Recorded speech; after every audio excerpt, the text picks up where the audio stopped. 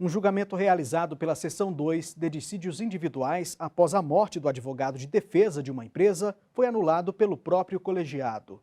A SDI 2 entendeu que esse fato inviabilizou a possibilidade de sustentação oral no julgamento.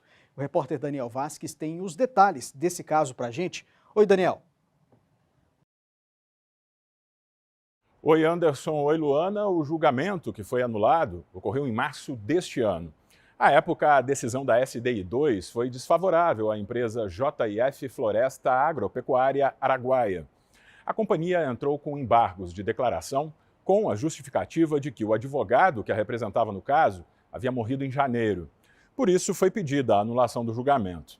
Segundo a empresa, como ele era o único profissional com poderes para tratar da questão, não houve intimação válida e eficaz para o julgamento do recurso. Ao analisar o caso, o relator ministro Dezena da Silva explicou que o regimento interno do TST prevê a possibilidade de sustentação oral em julgamento de mérito do recurso ordinário em mandado de segurança, o que correspondia ao caso. Diante da decisão desfavorável à empresa, o relator entendeu que ficou caracterizado prejuízo à parte, que não pôde se manifestar. De acordo com o ministro, na ausência de prova em contrário, presume-se que a JF Floresta desconhecia a morte do advogado constituído para atuar no processo. É o caso dos autos. Esta subseção, após prover o agravo interno, julgou o mérito do recurso ordinário em mandado de segurança, hipótese de inequívoca possibilidade de participação do advogado mediante a realização de sustentação oral.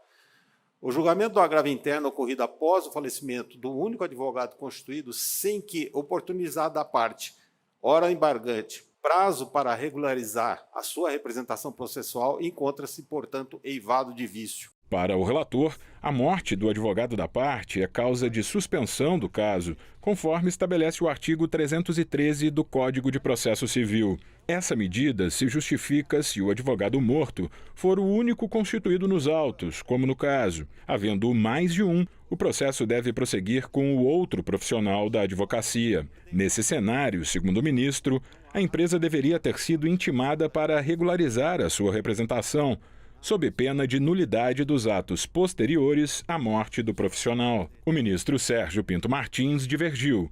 Ele entendeu que os embargos de declaração não são um instrumento processual adequado para pedir a anulação do processo. Entendo que aqui não existe omissão, contradição ou obscuridade. Houve muito tempo também para a apresentação dessa questão, que poderia ter sido antes do próprio julgamento. O voto do relator foi acompanhado pelo presidente da Corte, ministro Lélio Bentes Corrêa. Para o ministro, a nulidade poderia ter sido solicitada por embargos de declaração ou até mesmo por petição.